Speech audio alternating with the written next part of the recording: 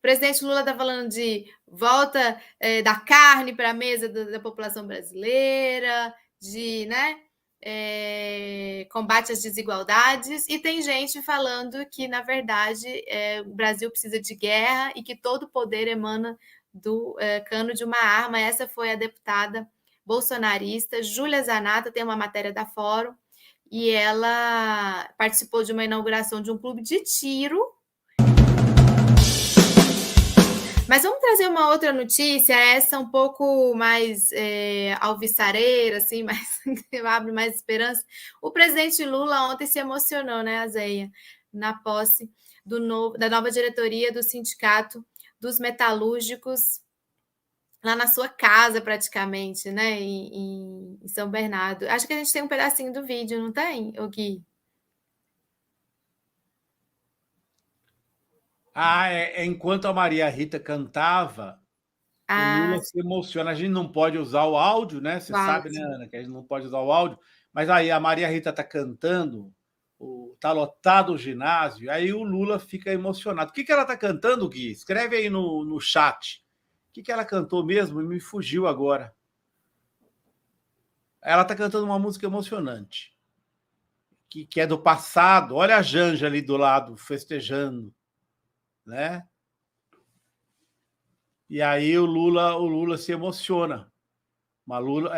É uma música que diz respeito à história do Sindicato dos Metalúrgicos. O Lula fica muito emocionado, ele fez um discurso muito forte antes, viu? Aí. O Lula. É a música do Belchior, né? Sim, como nossos pais.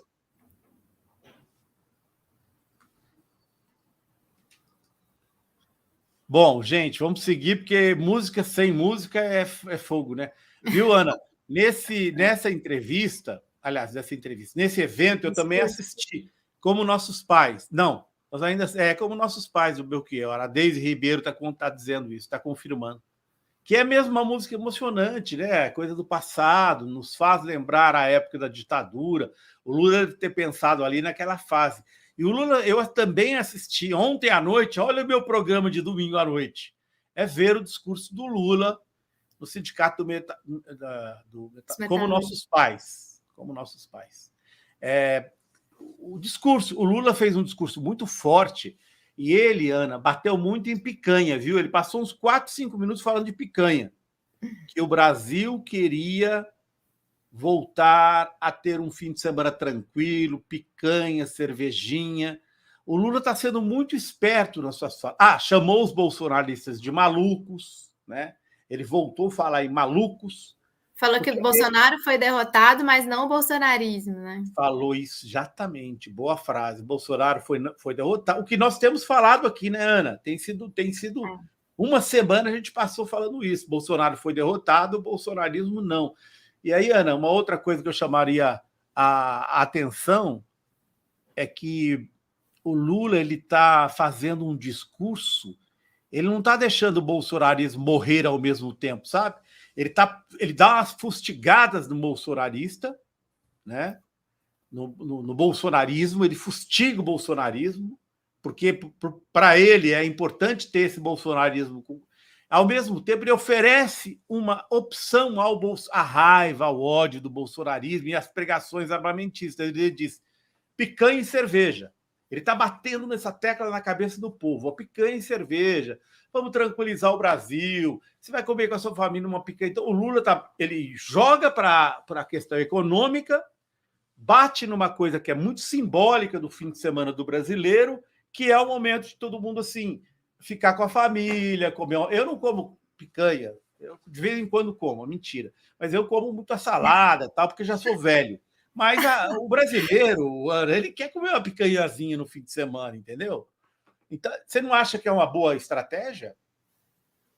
É muito justa, né? Inclusive, depois de tantos anos aí, com tantas dificuldades, principalmente com esse coincidência fatídica que foi a pandemia e o bolsonarismo, né? E o governo Bolsonaro no Brasil, de tanto sofrimento para o nosso povo, eu acho que o presidente Lula ele tem uma conexão com a população, ele sabe o que, né, o que está pegando, ele sabe o que as pessoas estão sentindo e ele sabe transmitir isso muito bem, e a volta de um bem-estar, né, de combate, a questão da combate à desigualdade está muito associada à alimentação e o bem-estar das pessoas. Então, acho que ele fala para isso, né? Ele fala para essas pessoas sobre isso. Falta muita coisa para fazer, né? A Deise Ribeiro está até aqui falando picanha, cerveja, falta colocar o gás de cozinha mais barato. Com certeza tem muita coisa ainda para ser feita, mas só de você ter uma baixa da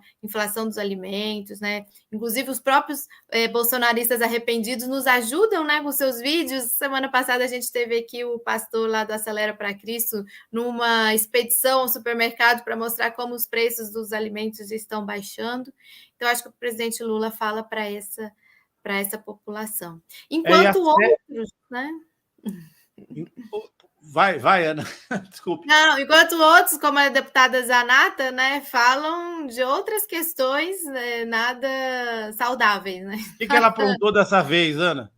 Então, a deputada, deixa eu ver se eu acho aqui a foto, aquela deputada que sempre aparece nas fotos com as armas, né, da tiara.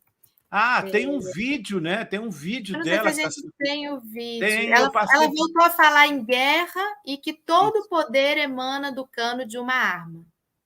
Então, assim, o presidente Lula está falando de volta da carne para a mesa da população brasileira, de, né, combate às desigualdades, e tem gente falando que, na verdade, o Brasil precisa de guerra e que todo poder emana do cano de uma arma. Essa foi a deputada bolsonarista Júlia Zanata, tem uma matéria da Fórum, e ela participou de uma inauguração de um clube de tiro, e ali ela atacou o que ela chama de decreto genocida de Lula e ficou ali fustigando e incentivando o armamentismo.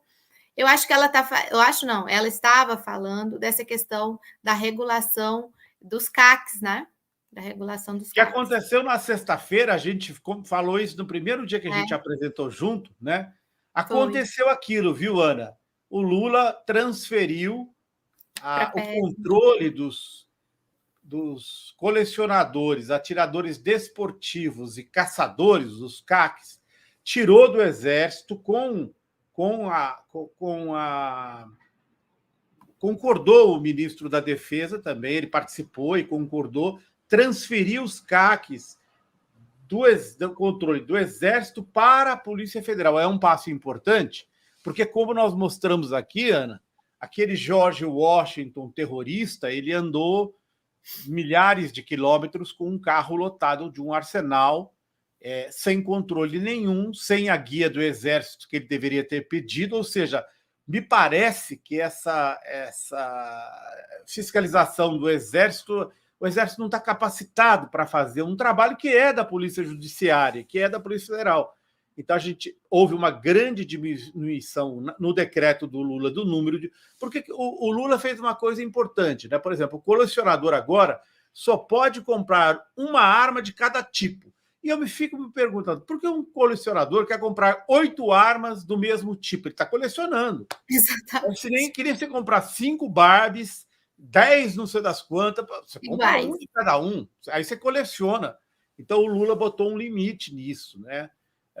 Porque isso aí me parece que acabou funcionando como uma cobertura para o pessoal comprar um monte de arma, ficar com o arsenal de um lado para o outro, ter arsenal em casa, na fazenda, não é, Ana?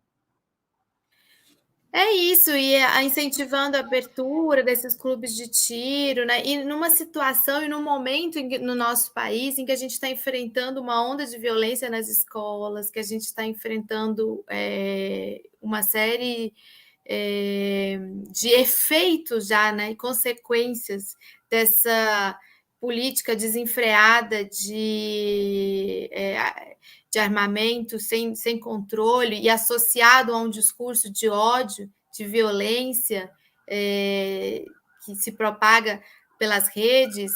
Então, eu não sei, isso que a gente tem discutido há muito tempo aqui, nos últimos episódios, nos últimos programas, a gente tem falado muito sobre isso, né?